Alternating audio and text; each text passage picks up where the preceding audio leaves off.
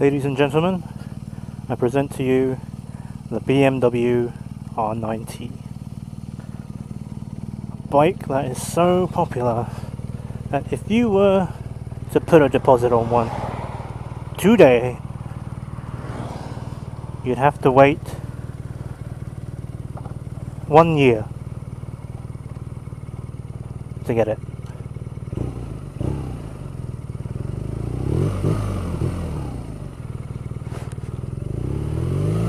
I think this bike presents two new things to me.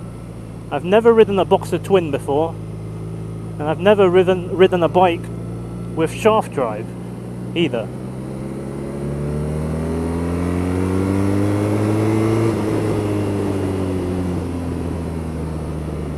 It's got bags of torque, I'll tell you that much.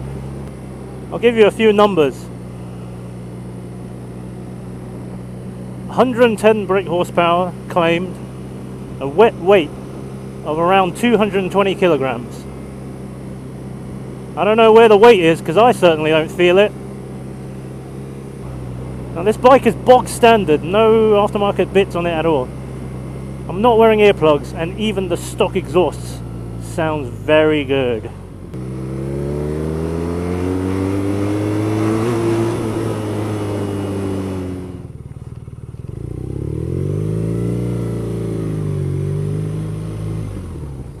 And this bike also has a very far out clutch pull, which takes a bit of getting used to.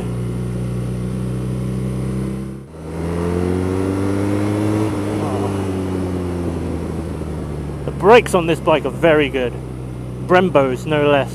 You can feel it. Very good feel. Only 2 fingers needed, like on my Ninja. The suspension is quite sporty, which is interesting because maybe that contributes towards the raw image of this bike, a hark back to the old days.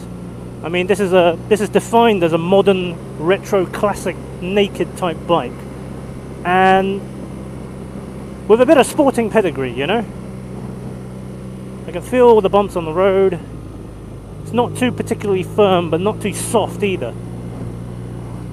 Yeah, if I'm chucking it around a bend, it feels quite planted. I mean, I'm by no means a suspension expert, but it feels good. I think that's the important part. It feels good.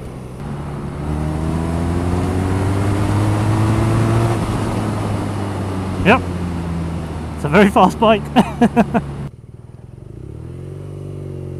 Tell you one thing I didn't quite expect is that this bike has bags of character. I'll give you that much. Whether it's the styling or the Boxer Twin.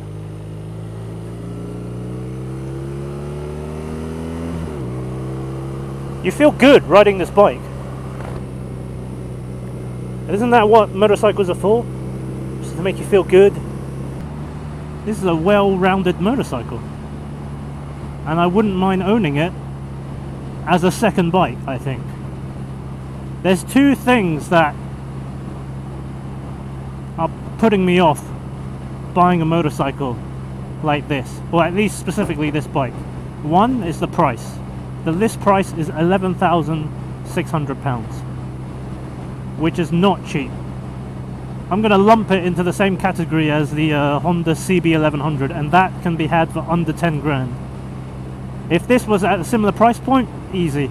I could put a deposit on it easy, so easily. But because it's that bit more, it costs that bit of a premium to own this bike. You know, you got to think. And not only that, but there is a 1 year waiting list for this motorcycle. 1 year. You know, I don't even know if I would still want the bike this time next year. A lot of things can happen in a year, you know. But it hasn't stopped other people, not one bit. The reason for that waiting list is because this bike has been selling like hotcakes.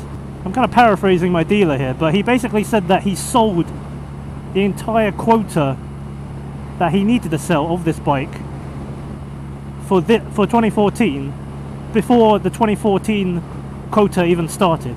That's how popular this bike is right now. People are just throwing money at BMW for this bike, and they're buying it blind. You gotta hand it to BMW for making such an beautiful machine with top-notch components that sells itself. And I can tell you right now, riding the bike, I can see why. This bike is easy to live with, it's sporty, it's nimble, it looks great, it sounds great, it has all the right bits, but it does cost a pretty penny. But as I'm riding this right now, it feels very special. I've got a grin on my face, although it's not the sort of S1000R scaring the crap out of me grin. It's the very sort of, oh, this is very pleasant, this is a very nice experience, you know? I could easily just jump on this bike and just go, basically, that's it. It's comfortable, the seat is low, the seat is comfortable as well, it's got a good amount of cushioning in it. As for wind blast, well, it is a naked motorcycle, no wind protection. Wind blast, well, let's find out.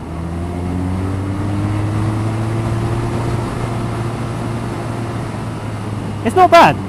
It's actually not that bad. Maybe because I'm smaller in stature. If you're a taller, maybe it'd be a bit worse. But it's okay actually. Let's see if we can really hurl it around a bend, shall we?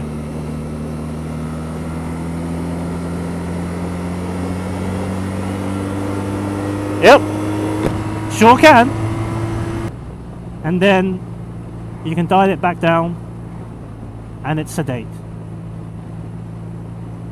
It's comfy. It's relaxed. Mild-mannered. Mature. Are these the type of words that appeal to you right now, young sir or madame?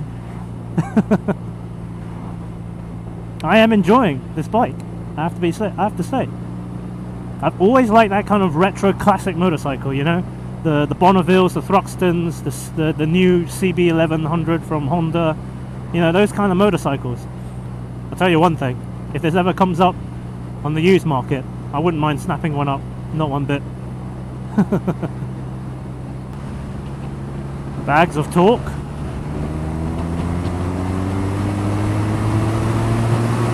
Make no mistake, this is a fast motorcycle. The throttle is okay.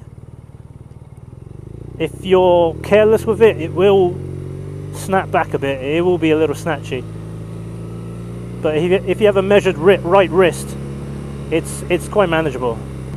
I've got to say, as a personal preference, I prefer digital speedos, but you know, an analog speedo kind of fits in line with the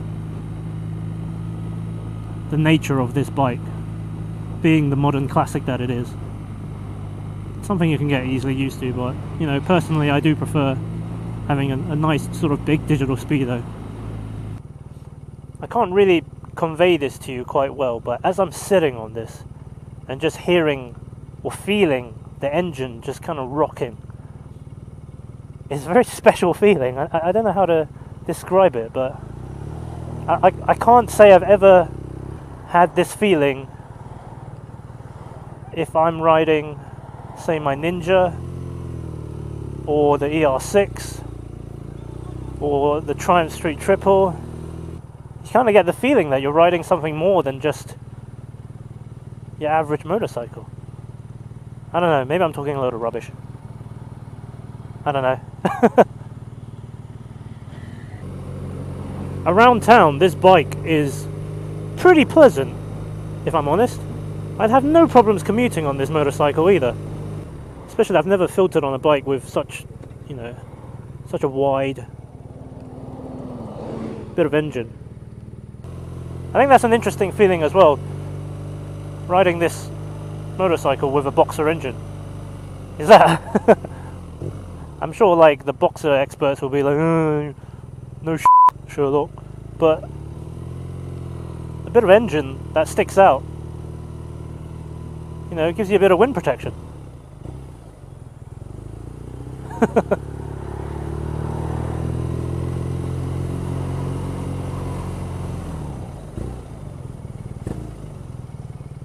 I can't resist blipping it. It just sounds really nice. Maybe this is the byproduct of riding an inline 4 bike for so long. And then suddenly hopping onto a twin, any kind of twin, it's just like, it feels nice. You take a look at the dash, or the controls, it's pretty bare bones. I presume this is a cutout for other motorcycles where they can have like heated grips and stuff. None of the sort here. All you get is a little info button, hazards, horn, indicator, which self-cancels, which is a nice BMW feature. And that's it, really. That is it. The mirrors are a bit cheap, if I'm honest. They're the standard usual plastic fare. And honestly, if I'm paying nearly 12 grand for this bike, you know, with extras, I'd want some nicer looking mirrors than these. Like some kind of like, I don't know, brushed aluminium bar ends or something like that. Seems almost like an oversight, but I suppose it just comes free from the BMW parts bin, so.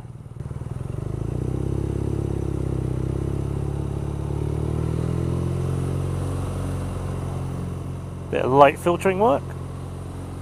It's nice to put a bike through all kinds of paces of riding on the road.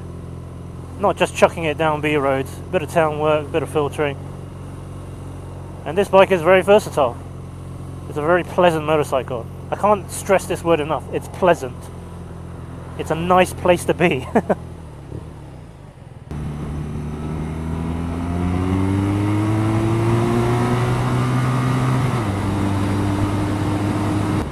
Like I said, sedate when you need it, and quite the beast when you twist that throttle.